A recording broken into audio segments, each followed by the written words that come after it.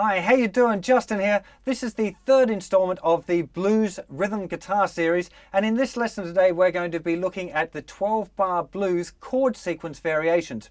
Now the kind of the standard 12-bar blues sequence is very common, but a lot of people play about with it and change some of the chords, and the things that we're going to look at today are things like a quick change blues, very commonly used, slight variation on a 12-bar blues sequence. We're going to look at the long 4, the long 1, the little climb up going from 1 to 4, the 5 to 4 first inversion, and a few others as well. But I've got to tell you the truth here, guys. You're probably best checking this lesson out on the website, because a lot of these things are a lot easier to see in a kind of a printed form, and all of the diagrams and little chord charts for all of the variations I'm going to talk about today are all going to be on the website. So you might want to just hit pause now, jump over to the website, find this relevant lesson page, and read from that, because you will find it a lot easier. And as an added bonus, I'm going to put some extra ones up that aren't in the video, just because I did a previous take of this and they're so complicated to try and explain, but so easy on paper that I'm just going to leave them out of this version of the video. So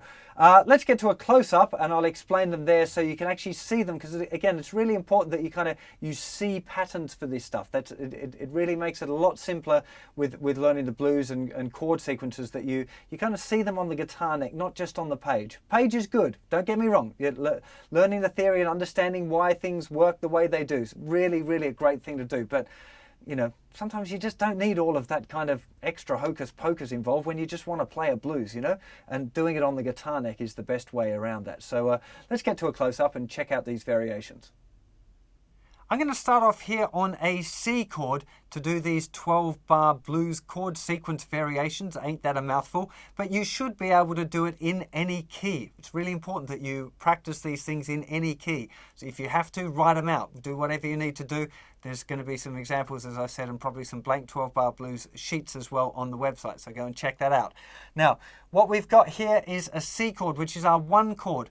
Now, hopefully most of you will remember that the 12-bar blues sequence normally starts with 4 bars of the 1 chord. Now, I'm not going to play that here, because a quick change goes 1 bar on the 1 chord, 1 bar on the 4 chord, and back to the 1 chord for 2 bars. So that first 4 chords in the 12-bar blues sequence, instead of all being the same chord, the 1 chord is going to go 1 chord, 4 chord, and back to the 1 chord. Then the rest of the sequence is normal. And it's really important. I mean, there might be some other variations if you agree with your bandmates.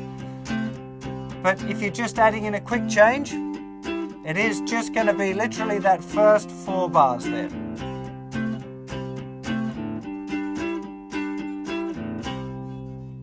Now, of course, I don't need to tell you, do I, that you can play exactly the same sequence with a quick change, just not with a 6-string root. In the key of C, we'd be able to do it down here. We'd be starting C to F for 1 bar, which is the 4 chord, and back to the 1 chord for 2 bars.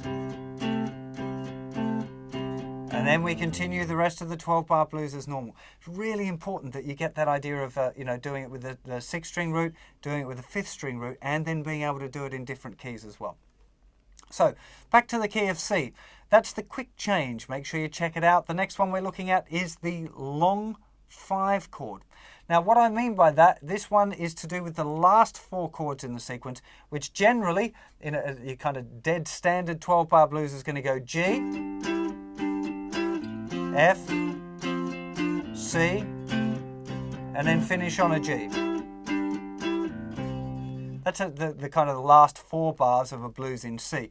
But a long 5 means that instead of going 5 to 4 to 1 to 5, that sequence will go on start on the 5 chord and stay there, instead of going to the 4 chord and then jump straight to the 1 chord. Now, the long 1, which is the third little trick or variation I was going to explain to you, means that at the end, instead of going, you just stay on the 1 chord for the last 2 bars of the sequence, and then the sequence starts again. There we go at the beginning.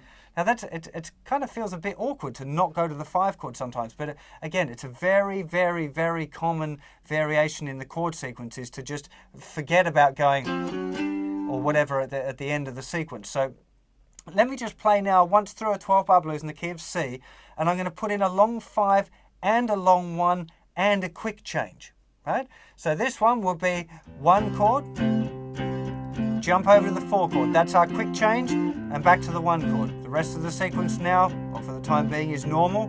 We go to the 4 chord for 2 bars, and then back to the 1 chord. Now we go to the 5 chord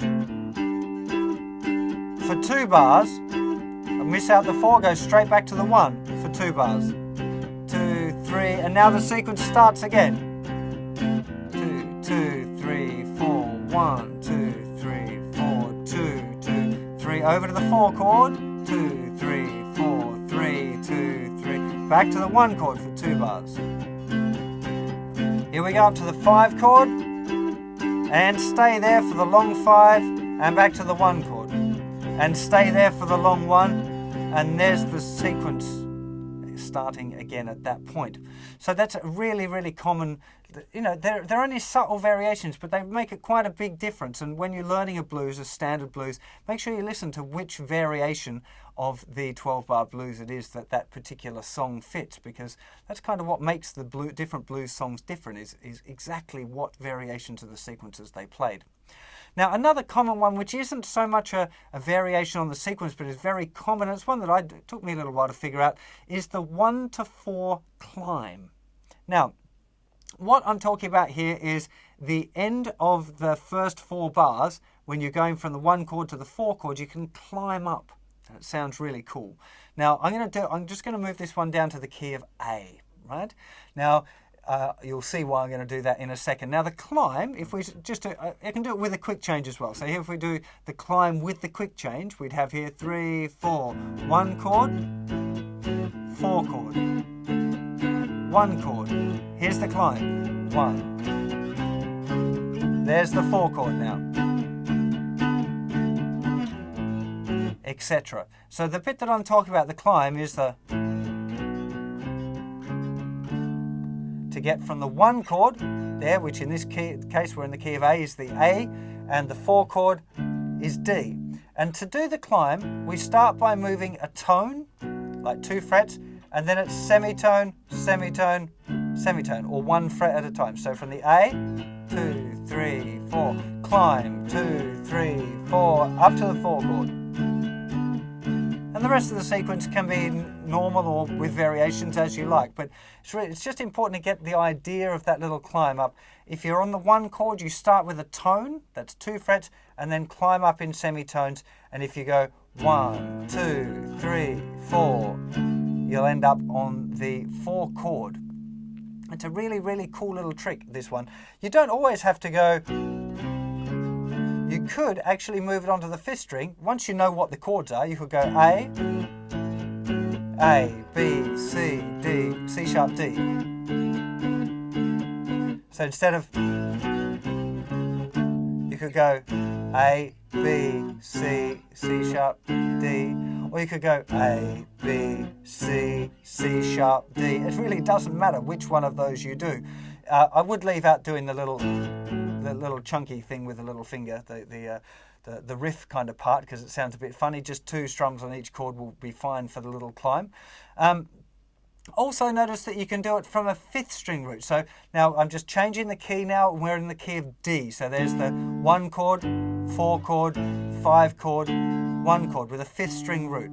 Now for this one, we've got the D is the 1 chord, G is the 4 chord, A is the 5 chord, back to 1. Now for this one, we can go from here, the climb, up a tone, semitone, semitone, there's our G. We could have done it down there, it doesn't matter, but just get the idea that you can go, and now we're in our new position. Now, the key of D, which is the key of our backing track, also has another really cool little trick when you do this little climb up, which is kind of why I picked the key of D for your backing track, really. You can go D, E, open E, F, F sharp, G. So you get that nice low note. 2, 3,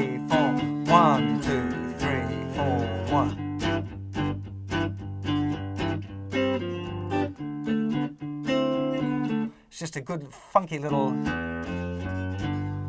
kind of way of getting that nice low E string in there. So that's the 1 to 4 climb. Very, very, very common little trick. So make sure you get it, practice it from the 5th string root and from a 6th string root. It's a really good way of getting from kind of 1, where if you're doing the 6th string root shape, up to the 5th string root shape. You know, it's a good way of kind of moving around on the neck or whatever. So it's a very handy little trick. The next one that we're going to look at is very quickly a turnaround. Now, I'll stay in the key of D for a second, and we're talking about the last 2 bars here. We already talked about the long one, where we just stay on the 1 chord for the last 2 bars, but kind of a variation on that is just to stay on the 1 chord for an extra beat, and then do a chromatic. As soon as I play it, you'll recognize it'll be this. 1, 2, 3, 4, 1, 2, 3, 4. It's very, very common. 1 and 2 and 3, 4. It's just that last 2 bars. 1 and 2 and 3 and 4 and. A lot of people just do it with the notes.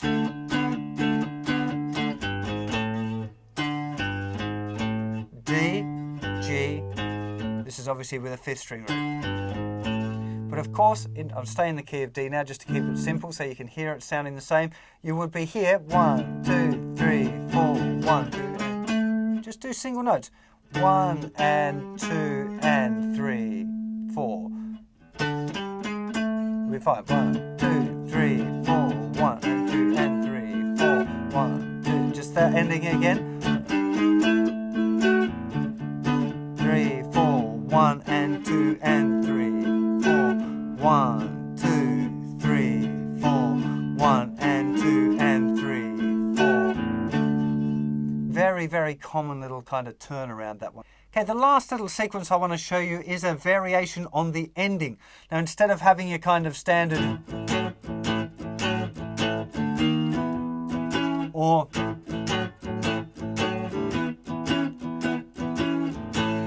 quite a funky little one is to use this little chromatic sequence, which goes like this.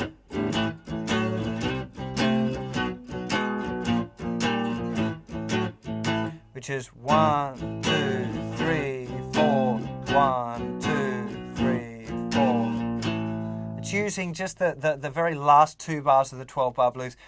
If we take it from the key of A, we just simply go up 3 frets from the root and gradually work our way back down to the root chord again.